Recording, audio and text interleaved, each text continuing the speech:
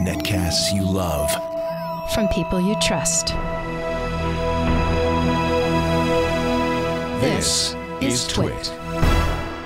Meanwhile, it's time to talk about something that has been hotly awaited, and actually Google surprised us all by shipping early on Friday, actually it was Thursday, Halloween Day. Google put the Nexus 5 on sale, their successor to the very popular Nexus 4.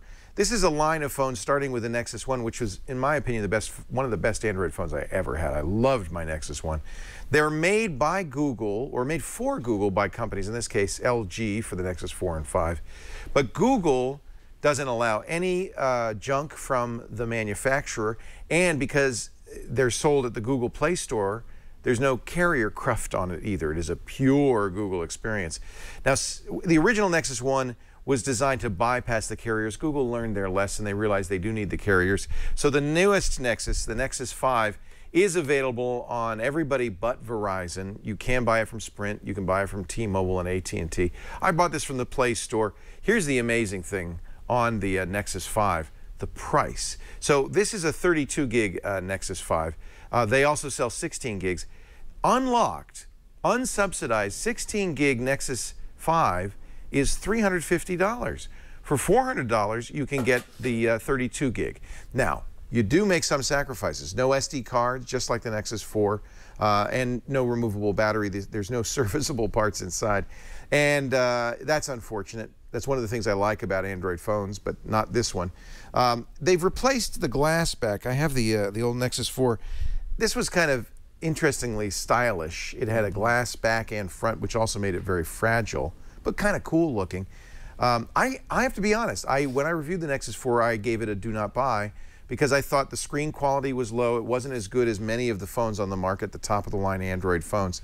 And I also, I confess, didn't fully appreciate the value of having a pure Google experience phone. I have learned my lesson, and a year later, I have to say there's a lot of good in the Nexus 5. First of all, it's the first phone to have Android 4.4 KitKat. No other phones yet, many will.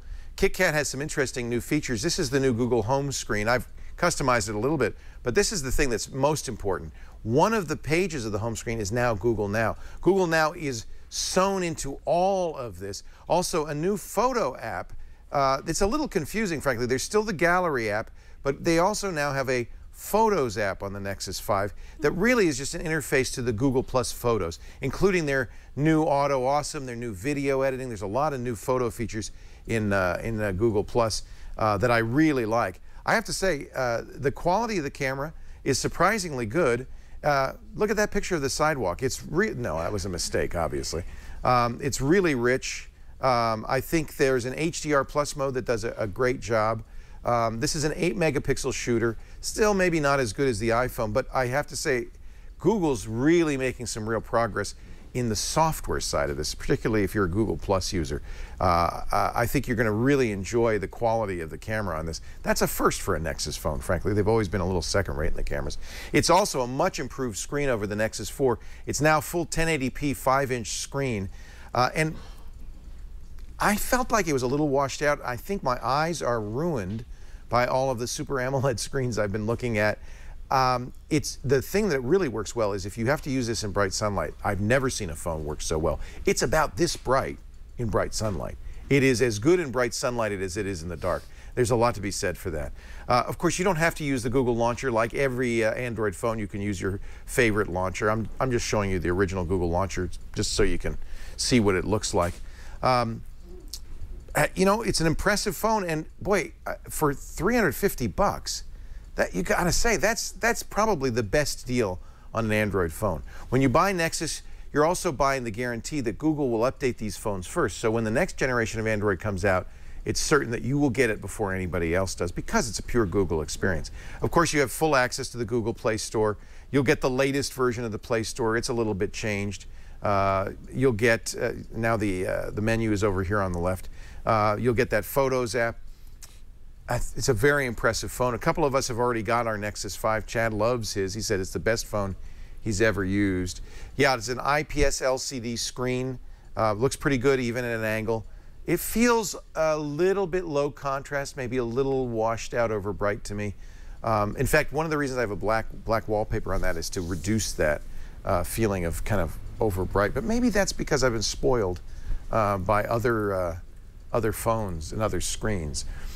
Compared to the Moto X, now I gotta say, in my opinion, the Moto X is still the best Android phone out there. It's very close to a pure Google experience, but Motorola, a Google company, has added features that are still not on the Nexus 5. Things like the Motorola Assist, which know when you're in a meeting or on driving a car or asleep and automatically silence the phone so that you don't have to worry about getting woken up in the middle of the night. That'll automatically send out text messages if you want while you're in meetings. Those kinds of things are really nice features. The shake to open. But this does have one thing that the Moto X has. When the phone's unlocked, you can say, "Okay, Google," and the phone will respond. And it just did. It just did. And I think that's really a nice feature. The hands-free, no button to push. The phone has to be unlocked for it to do that. This also lacks one feature that makes that really great on the Moto X, which is the skip feature. That means when you're in a trusted Bluetooth area or you put it on a specially formulated NFC chip, it'll automatically unlock itself. You still have to unlock this manually or not lock your phone, which I don't recommend. Another nice feature that I expect to be in more and more Motorola phones in time is the tap to pay. It's got NFC in the back. You can set it up with a variety of applications. Of course, Google hopes you'll use Google Wallet. It comes with Google Wallet. And if you go to a store that has the tap to pay feature, don't know where those would be, but one hopes more will appear, you can literally just tap this. I think McDonald's does it, a few places like this. You can tap at your phone and automatically pay with your Google Wallet or other application. So a beautifully designed phone. I think Google was smart to replace the plastic with this velvety soft touch. They replaced the glass with the velvety soft touch plastic. Much improved camera software. The photosphere is better. The HDR Plus is excellent. When it ties into Google Plus and their camera capabilities, I think you get a pretty darn good phone. Great video, wonderful video capabilities. The screen, gorgeous. Thank you for 1080p. That's a very high resolution. Shannon played with it a little bit. She said she felt like it was a little soft focus. I'm not sure. You've probably seen the same thing I am, which is just, it feels a little washed out, maybe something like that. Yeah, that must be what it is. Probably should you know, play with it beforehand. So the pros, hey, the price is easily the #1 pro. It is a great screen. It is a pure Google experience. You don't get purer than this, including the first phone to run Android 4.4 KitKat. On the con side, no removable battery, no SD card, either 16 or 32 gigs. That's all you get. And I do feel like the screen maybe lacks a little bit compared to the Super AMOLED screens from Samsung. Even the HTC One, which is also an LCD screen, I think looks better than this at a very similar screen resolution. Nevertheless, this is a definite buy. If you're a Nexus type, this is going to make you very, very happy. Probably the best phone Google's ever done.